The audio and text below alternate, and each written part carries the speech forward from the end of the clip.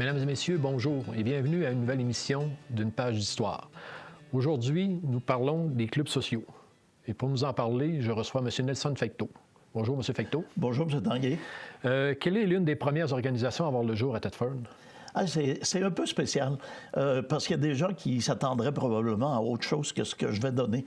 Alors, si on fait exception des infrastructures de services municipales et religieuses, la première organisation, ça a été une fanfare, le Thetford Brass Band.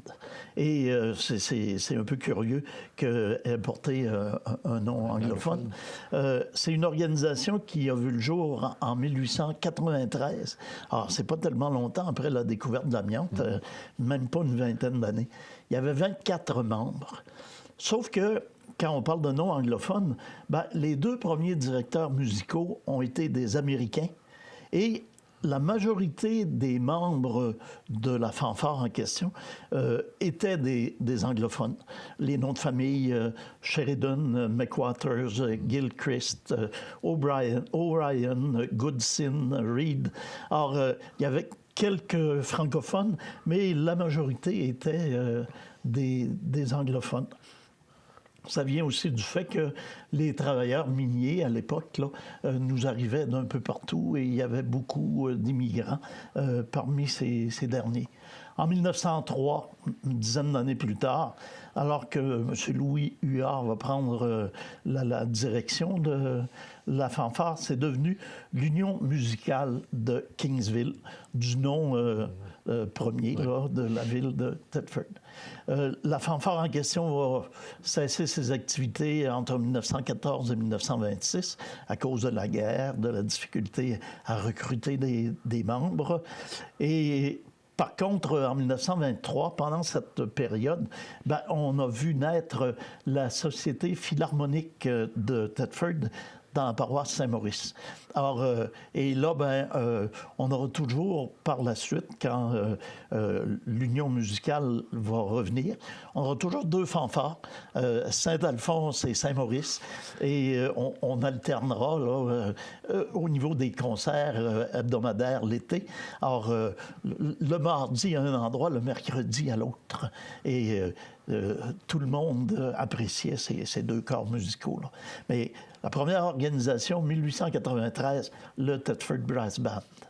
C'est un peu comprenable que ce soit anglophone, comme vous avez dit, étant donné que c'était les dirigeants étaient des anglophones qui ont... Oui. Puis si on regarde l'histoire, tout ce qu'il y a eu au début de l'histoire de Thetford et de Kingsville, il y a l'empreinte anglophone en raison des propriétaires miniers, en raison des travailleurs aussi, qui étaient nombreux du côté anglophone. La boisson est même à l'origine de la création de regroupements. Oui, alors il faut dire que quand on parle de travailleurs qui s'en venaient ici, la plupart du temps, ou très souvent, c'était des travailleurs saisonniers parce que les mines ne fonctionnaient pas l'hiver. Ces gens-là s'en venaient ici et ils arrivaient d'un peu partout de la province, mais également aussi des immigrants. On a eu des Russes, des Ukrainiens, des Allemands, des gens de toute nationalité. Et ce qui caractérisait ces gens-là, la plupart du temps, c'est qu'ils étaient célibataires. Ou s'ils n'étaient pas célibataires, ils s'amenaient ici seuls, sans leur famille. Et ils vivaient dans des maisons de pension. Donc, maisons de pension dans lesquelles il y avait seulement des hommes. Et les débits de boissons étaient excessivement nombreux. Kingsville et Thetford Mines, à ses débuts, c'était renommé pour ça. Alors, ces travailleurs-là avaient l'habitude de consommer beaucoup de boissons. Alors, les autorités religieuses n'aimaient pas particulièrement ça, la situation en question. Alors, en novembre 1901, on a décidé de fonder la Ligue du Sacré-Cœur. La Ligue du Sacré-Cœur qui était vouée à la promotion de la tempérance. Et un peu plus tard, on aura la Ligue de la tempérance. Et quand on a fondé la Ligue du Sacré-Cœur, on dit, et on va utiliser le vocabulaire de l'époque. On dit ce sont pas moins de 200 bons pères de famille qui s'y sont inscrits et qui en ont fait partie. Les plus âgés d'entre nous, là, je vous comprends là-dedans, M. Tanguay, ont sûrement déjà entendu le fameux chant que j'entendrai pas. En avant marchons, soldats du Christ à l'avant-garde. Alors ça, c'était la chanson ou le cantique qui était particulier à la Ligue de tempérance et à la Ligue du Sacré-Cœur. Et un peu plus tard, en 1927, on a créé la Ligue du Sacré-Cœur pour les jeunes hommes. Parce qu'au point de départ, c'était pour les hommes mariés. Et il y avait toujours aussi cette fameuse... Je vais employer le mot rivalité, là, mais c'était une dualité. Il y avait Saint-Alphonse, puis il y avait Saint-Maurice. Alors, si on avait une ligue de tempérance à Saint-Alphonse, pas longtemps après, il y en avait une à Saint-Maurice. Ou si c'était l'inverse, si on commençait à Saint-Maurice, Saint-Alphonse finissait par avoir la sienne. Alors, c'est comme ça qu'on a combattu la fameuse consommation de boissons. Les gens qui étaient membres de la Ligue de tempérance, il n'y avait pas un symbole, il n'y avait pas une croix noire. Oui, il y avait la croix noire de la tempérance, effectivement, qu'on rencontrait dans tous les foyers dont les gens faisaient partie de la Ligue de tempérance. Alors, une croix très, très sobre, sans Jésus, là, sans le Christ dessus. C'était simplement une croix noire. Et les gens qui possèdent des maisons qui ont un certain âge ont peut-être gardé ce symbole-là parce qu'il y en avait beaucoup. Oui, parce que j'en ai déjà vu des croix de tempérance. C'est pour ça que quand vous avez parlé de la Ligue de tempérance, il me semble que j'avais déjà entendu parler qu'il y avait une croix noire dans la maison, là, des bons pères de famille. Exactement. Puis, il faut dire que ça, c'était un geste du côté religieux, mais après ça, il y aura des gestes du côté civil et policier. Là. Quand on parle de la prohibition et tout ça, bon, là, on viendra essayer de mettre un terme à ces abus-là. On a parlé de la boisson. Il y a eu la religion qui était présente aussi au début du 20e siècle dans les organismes dédiés à la cause. Oui, il faut dire que la religion était omniprésente et la séparation de l'État et l'Église n'était pas faite là, à l'époque. On marchait main dans la main et là, bien évidemment, il y a eu entre 1900 et 1930 de très nombreuses associations religieuses qui ont vu le jour sur le territoire là, de Thetford, ou si vous préférez de Kingsville au tout début. Et ces organisations-là, ces associations-là avaient vraiment, disons là, ils étaient très courus. C'était bien vu de toute façon d'en faire partie. Et je me demande si on avait le choix aussi d'en faire partie ou pas. En 1908, il y a eu la confrérie des Dames de Sainte-Anne. Oui. Confrérie des Dames de Sainte-Anne qui a existé très, très, très longtemps. Je saurais dire si ça existe encore, mais ça a disparu lentement avec la disparition des gens, là, le vieillissement des populations. Quand on parle des congrégations religieuses là, qui tendent à disparaître parce qu'il n'y a pas de relève, ben, c'est un petit peu ça qui s'est produit avec la confrérie des Dames de Sainte-Anne qui a vu le jour en 1908. 20 ans plus tard, 1928, on comptait 1100 membres chez les Dames de Sainte-Anne dans la seule région de Thetford. Ça devait être toutes les femmes, en fin de compte. Alors, vous voyez là, que c'était vraiment là, une façon de faire, une façon de vivre, là, presque. En 1910, ben, c'est un peu le pendant, là, si vous voulez, de ça. On parle de la Fondation des Enfants de Marie, qui était réservée aux jeunes filles. Et lors de cette fondation-là, on dit qu'elles étaient 88 à donner leur nom pour en faire partie. Je n'ai pas retrouvé d'autres chiffres un peu plus tard pour connaître là, vraiment les effectifs, mais ça a connu la même vogue et toutes les jeunes filles faisaient partie des Enfants de Marie, ou presque. En 1917, chose surprenante, une association réservée aux deux sexes. Alors, habituellement, on retrouvait des associations pour les dames, des associations pour les hommes. Là, c'est réservé aux deux. Le Tiers-Ordre Saint-François, qui s'adresse tant aux hommes qu'aux femmes. Et ils vont être, une douzaine d'années plus tard, là, 550 à en faire partie. Alors, c'est beaucoup de monde qui sont enrôlés dans les associations religieuses. Et ça faisait partie des mœurs de l'époque, des habitudes de l'époque. Puis en 1924, moi, je dirais que c'est une organisation qui est un peu mixte, à savoir laïque et religieuse. C'est l'œuvre de la jeunesse qui est fondée par l'abbé Pierre Gravel. Et c'est particulièrement pour les jeunes gens, pour les hommes. Puis c'est pour, disons, les tenir éloignés des vices de la vie de tous les jours. Alors, et dans le recrutement, on disait, tu dois avoir au moins 15 ans, être célibataire, ne pas être un saint, mais avoir envie de le devenir. Alors, c'est assez spécial comme objectif. Là, Et il y avait, à l'œuvre de la jeunesse, là, des ressources assez impressionnantes pour l'époque. Des tables de billard, des allées de quilles, une bibliothèque de près de 600 volumes, de très nombreux journaux, des activités de toutes sortes. Alors, c'était vraiment pour... il y a eu des équipes de hockey et de balle. C'était vraiment là, c'était des loisirs finalement. Oui, exactement. Oui. C'est ça. Alors, ça donne une idée là de ce qui s'est produit à cette époque-là. Il devait sûrement avoir une complicité entre les mouvements religieux et les hommes d'affaires ou quelque chose pour organiser toutes ces choses-là aussi. Oui, parce que...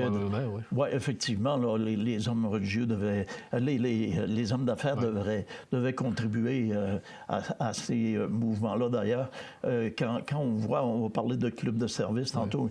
Quand on voit la formation de ces clubs-là, les membres fondateurs sont habituellement des gens d'affaires, des gens de... Je dirais pas nécessairement de l'élite, mais... notables. Oui, des notables, des professionnels, des médecins, des notaires, des avocats et le reste. Oui.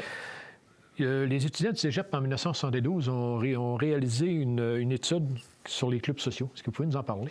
Oui, c'est assez particulier.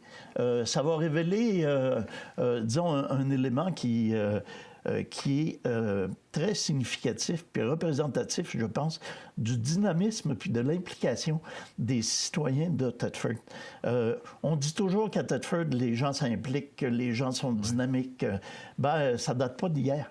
Et en 1972, la population de Thetford était de 21 896, alors 21 900. Et on va apprendre une chose étonnante par cette étude-là.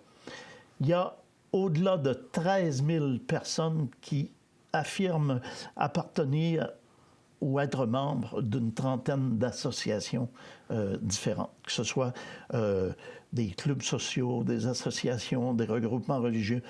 13 000 sur 21 900 sont les 2/3 de la population, ça. Alors, c'est vraiment impressionnant de ce côté-là, puis du côté de l'implication. Alors, et les clubs qu'on retrouve à cette époque, ce sont des clubs dont la plupart d'entre nous, je parle de gens d'un certain âge, on fait partie. Les Élans, le Chasse-et-Pêche, le Rotary, le Richelieu, le Kiwanis, les Aramis, les Optimistes, les Racketteurs, ce sont des clubs dont on a entendu parler ou dont on a fait partie. Oui.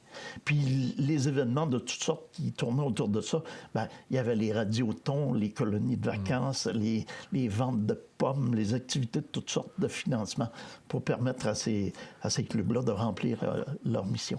Alors, c'est une étude qui était vraiment révélatrice. Là. Selon vos recherches, le Club des racketteurs serait le premier à être formé. Oui, de façon particulière, là, parce que c'est un club de racketteurs féminins. Alors, quand on pense à la place de la femme à cette époque, puis moi, ça m'a surpris de retrouver en 1903 un club de raquettes féminin. Alors, il faut attendre en 1912-1913 avant de voir un groupe de citoyens faire des démarches auprès de la ville de Thetford pour qu'on puisse fonder un club de racketteurs pour les hommes. Et la ville va adopter une résolution, puis en 1913, on va voir apparaître un club de racketteurs pour les hommes. En 1923, les Chevaliers de Colomb vont former un club de racketteurs aussi, qui va devenir le club Le Gaillard. Et dans les années suivantes, les deux vont se dissocier. Les Chevaliers de Colomb vont poursuivre leur route. Le Gaillard va devenir un club autonome. Et ils étaient vêtus d'un grand manteau gris et des accessoires bleus. Gris pour la couleur de l'amiante. Bleu, il n'y a pas de raison particulière. Peut-être le Québec, peut-être Marie, peut-être... il reste que le bleu se mariait bien avec le manteau gris aussi. Et, chose surprenante, en février 1925, on retrouve 25 membres du Club Le Gaillard qui vont assister à une convention internationale de racketteurs à Lewiston, dans le Maine. Alors, pour l'époque, 1925, Lewiston, c'est pas à la porte, là. Non. Et ils vont participer à une convention internationale. Puis, en 1947, les racketteurs vont faire l'acquisition d'un terrain et construire une bâtisse qui va devenir le Club des racketteurs, qui va s'installer à l'intersection de la rue Saint-Alphonse et de ce qui est aujourd'hui le chemin du Mont-Granit. Et je pense qu'on retrouve là l'église du Bon-Berger maintenant. Et c'est exactement l'endroit où le Club des racketteurs était installé. On ne peut pas parler des clubs sociaux sans parler des Chevaliers de Colomb, qui est un des plus anciens puis qui existe encore aujourd'hui. Oui, c'est d'ailleurs, c'est pas l'un des plus anciens, c'est le plus ancien club de service à exister ici dans la région de Thetford. Il va voir le jour le 11 janvier 1920. C'est le Conseil 2088 qui est le premier là, à ce moment-là. Et la première initiation, on va initier 120 membres à ce moment-là. Ça devient le 35e club des Chevaliers de Colomb au Québec à ce moment-là. Alors, c'est très tôt, là. On peut peut-être... je ne sais pas, raconter comment ça s'était passé, cette fameuse journée du 11 janvier. Les initiations ont toujours eu un cachet mystérieux, puis, en tout cas, intriguant. Et ce jour-là, ça l'a été encore plus que d'habitude, parce que vers 10h30, est arrivé à la gare de Thetford, sur la rue Notre-Dame, un train en provenance de Sherbrooke, bondé de gens. Un train qui avait ramassé tout au long du parcours des gens dans les différents villages. Ces gens-là se sont formés en procession, en cortège, sont rendus à l'église Saint-Alphonse, ont assisté à une messe à 11h et se sont réfugiés ensuite dans la grande salle du collège de La Salle, où toutes les ouvertures avaient été camouflées et les portes ont été verrouillées. Et là, ils sont restés là toute la journée. Dieu seul sait ce qui se passait là. Et les membres des Chevaliers de Colomb, c'était l'initiation. Ils sont sortis un petit peu à l'heure du souper, ils sont rentrés après souper et ils sont ressortis de là passé minuit le soir. On avait procédé à l'initiation de 120 membres. 23 ans plus tard, on va compter 666 membres dans ce club de Chevaliers de Colomb, le Conseil 2088. Et après 50 ans, on en comptait 1207. Alors, ça serait très long de raconter tout ce que les Chevaliers de Colomb ont pu faire. Il y a une chose qu'on ne peut pas passer sous silence, c'est la fameuse journée d'époque lors des fêtes du 75e anniversaire. Alors, la journée d'époque qu'on avait tenue ici à Thetford, les gens s'en souviendront, il y avait eu le couronnement d'une reine, il y avait eu un mariage d'époque, ça avait été une très, très belle réussite. Puis, deux souvenirs en ce qui concerne l'endroit où les Chevaliers de Colomb se sont installés. Tout le monde se souviendra du local des Chevaliers de Colomb, au-dessus de la librairie Gagnon, sur la rue Notre-Dame, qui pouvait accueillir 500 personnes. C'était ultra-moderne pour l'époque, à ce moment-là. Et par la suite, en raison du grand nombre de membres, on s'est déplacé à ce qui est devenu le Club Valais, ce qu'on appelle aujourd'hui Banquet G2L, là, sur la rue Notre-Dame. Puis, il y a eu des clubs de Chevaliers de Colomb ensuite dans les municipalités environnantes. Je pense encore à Black Lake qui est très, disons, très actif, qui va bientôt fêter ses 50 ans, si ça n'est déjà fait, avec M. Réal Allard, et d'Israéli, qui a plus de 65 ans. Alors, c'est un petit peu l'historique très rapide des Chevaliers de Colomb. Les Chevaliers de Colomb avaient une initiation spéciale, comme vous avez parlé un peu. Il y avait la fameuse chèvre. Ah oui, ah oui. Puis les bas blancs. Oui, parce que chaque initié devait emmener soit du chou, carottes. Moi, je me souviens, j'étais petit, là, quand mes frères ont sauté la chèvre. Si le terme qui était employé dans le temps, sauter la chèvre, puis ils emmenaient... puis ils avaient emmené des carottes ou des choux pour la chèvre. Puis il y avait toujours la chèvre, elle était toujours présente aux initiations de la chèvre. Ah oui, puis il y a une foule de choses... entre guillemets, mystérieuses qui entourent le membership. Là, le sigle des Chevaliers de Colomb aussi, qui se font les membres, qui se faisaient les membres.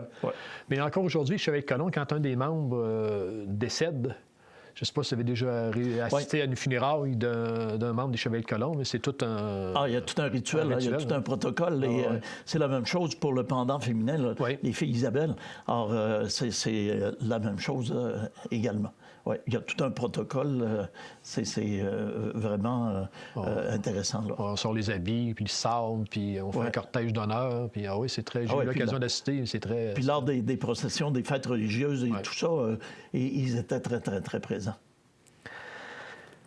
Un des clubs sociaux qui a donné une notoriété à Thetford sur le plan sportif est le Club des Élans.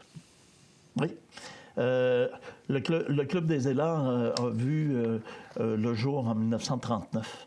En 1939, il y a une première initiation qui se déroule à l'école anglaise de Saint-Maurice. Parce que on dit Club des Élans, mais à l'époque, c'était le Club des Elks.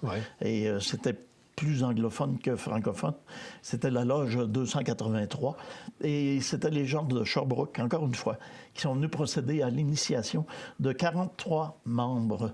Et on se rappelle du Club des Élans davantage pour l'aspect sportif, mais il ne faut pas oublier aussi qu'il y avait une mission qui était d'un autre ordre aussi. C'était un club de service également. Une double mission qui... et a perdu du lustre au fur et à mesure que le club est devenu plus un club social puis un club sur le plan sportif, la vocation sportive et récréative. L'âge d'or du Club des Élans, c'est dans les années 70. Tout le monde se souvient de l'immeuble qu'on est en train de rénover, d'ailleurs, à Iranfray, qui va être de toute beauté. Alors, dans les années 70, où on a accueilli le festival Super Pop, qui est l'ancêtre des Fêtes de l'Amiante, où il y avait les populaires dans le même cadre. Il y avait une équipe de bal qui était vraiment renommée à ce moment-là, l'équipe des Élans, qui faisait les beaux jours de la balle à Thetford. C'était une équipe qui était très puissante. Il y avait une ligue interne de balle qui était composée de plusieurs équipes, 4, 5, sinon 6, et c'était exclusivement des membres des Élans. À l'époque, il y avait 1200 membres en règle au niveau du club des Élans. Par la suite, ça s'est estompé là, en 1980 ou autour, à cause de l'espace. Puis bon, les Fêtes de l'Amiante ont été déménagées au stade des Caisses Pop. Et ça va marquer le début, le commencement de la fin pour le Club des Élans, malheureusement. Ça fait penser un petit peu quand on est parti du Parc Jarry à Montréal, quand on s'est en allé au stade olympique. On avait créé une atmosphère qu'on a perdue en déménageant, là. Et à la fermeture, en 1995, du Club des Élans, il restait seulement 300 membres. On disait encore Club des Élans, faisait pas vraiment partie de la Grande Loge des Élans, puisqu'il y avait déjà quelques années qu'on ne payait plus la cotisation à la Grande Loge. C'était vraiment là un club social, un club récréatif qui avait conservé le nom. En terminant, pouvez-vous nous parler brièvement des autres clubs sociaux que l'on retrouve encore aujourd'hui à Thetford? Oui, il y en a encore de très nombreux.